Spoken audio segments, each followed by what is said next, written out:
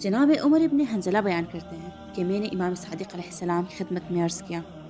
اے فرزند رسول، آپ کے شیعوں میں سے دو افراد جو آپس میں تنازع کرتے ہیں قرض و میراث وغیرہ میں، اور وہ دونوں فیصلے کے لیے حاکم وقت کے پاس یا اس کے قاضی کے پاس چلے جاتے ہیں، کیا یہ ان کے لیے جائز ہے؟ آپ علیہ السلام نے فرمایا، جو ان کے پاس فیصلے کے لیے جائے، خواہ وہ حق کا فیصلہ ہو یا باطل کا، گویا وہ طاغوت کے پاس آیا ہے، اور وہ ان کے فیصلے کے تحت جو کچھ وہ حاصل کرتا ہے وہ اس نے حرام حاصل کیا ہے، خواہ وہ اس کا حق ہی کیوں نہ ہو، کیونکہ اس نے طاغوت کے حکم کے تحت حاصل کیا ہے۔ کیا تو نے نہیں دیکھا کہ خدا نے طاغوت کے انکار و کفر کا حکم قرآن میں دیا ہے؟ اور سورہ الممتحنہ کی آیت نمبر 23 کا ارشاد کیا،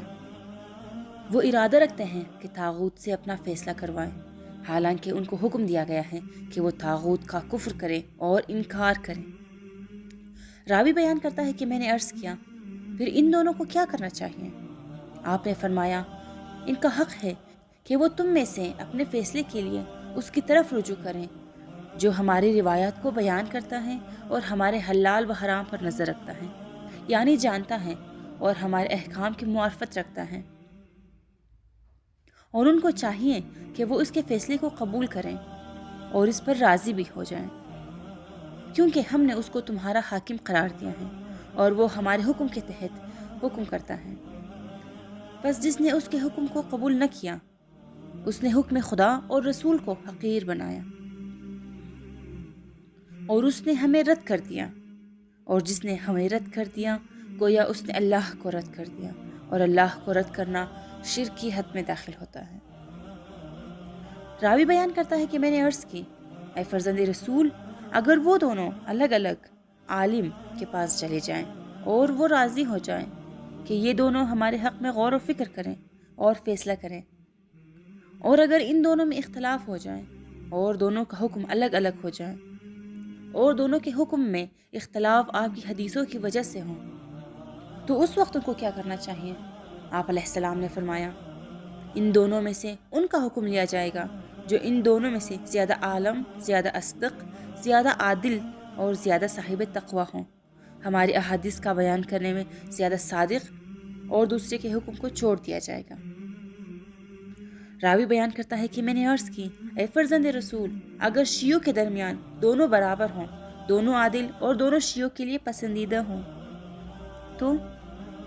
آپ علیہ السلام نے فرمایا،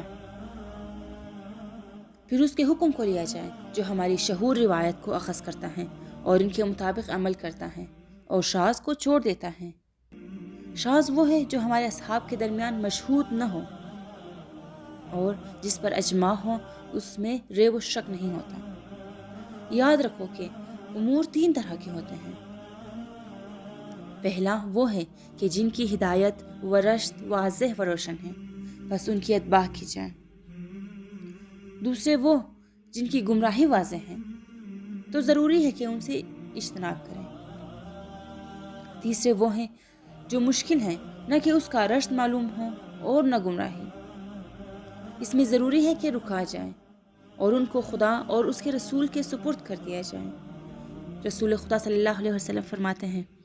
حلال بھی روشن ہے اور حرام بھی روشن ہے، اور ایک ہے جو شبہ ہے جو ان دونوں کے درمیان ہے، بس جو شبہات کو ترک کرے گا وہ حرام سے بچ جائے گا، اور جو شبہات میں کود پڑے گا وہ حرام کا ارتکاب کرے گا اور ہلاک ہو جائے گا، جبکہ اس کو پتہ بھی نہیں چلے گا۔ میں نے عرض کیا، اے فرزند رسول، اگر دونوں ہی مشہور روایت کے تحت حکم دیں کہ جن کو ہمارے ثقہ افراد نے آپ سے نقل کیا ہوں، آپ علیہ السلام نے فرمایا، پھر دیکھو کہ ان میں سے کس کا حکم کتاب خدا اور سنت رسول کے مطابق اور عامہ کے خلاف ہے، اس کو اخذ کرو، اور جو کتاب خدا اور رسول کے مخالف ہوں اور عامہ کے موافق ہوں، اس کے حکم کو چھوڑ دو۔ راوی نے عرض کیا، میں آپ پر قربان جاؤں، اگر دونوں ہی خدا کی کتاب اور سنت رسول سے حکم کو حاصل کریں اور ایک کا حکم عامہ کے مخالف اور دوسرا عامہ کے موافق ہو تو پھر کیا کریں؟ آپ علیہ السلام نے فرمایا جو عامہ کے خلاف ہو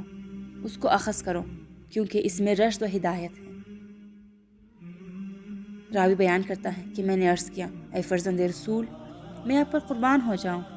اگر دونوں حدیثیں عامہ کے موافق ہوں تو پھر کیا کیا جائے؟ آپ علیہ السلام نے فرمایا پھر دیکھو کہ عامہ کے علماء و حکام و قاضی ان میں سے کس کو ترجیح دیتے ہیں، اس کو چھوڑ دو اور دوسری کو اخذ کرو۔ میں نے عرض کیا اگر عامہ کے فقہاء و حکام و قاضی دونوں پر برابر عمل کرتے ہیں، بعض علماء ایک پر اور بعض علماء دوسری پر عمل کرتے ہوں تو اس صورت میں کیا کرنا ہوگا؟ آپ علیہ السلام نے فرمایا اگر ایسی صورتحال ہو تو رک جاؤ اور امام زمان سے ملاقات کا انتظار کرو۔ جب وقت کے امام سے ملاقات ہو تو اس کے سامنے بیان کرو، جو حکم دے اس پر عمل کرو، کیونکہ شبہات میں رکنا اپنے آپ کو ہلاکت میں ڈالنے سے بہتر ہے۔ بحوالہ اصول کافی جلد اول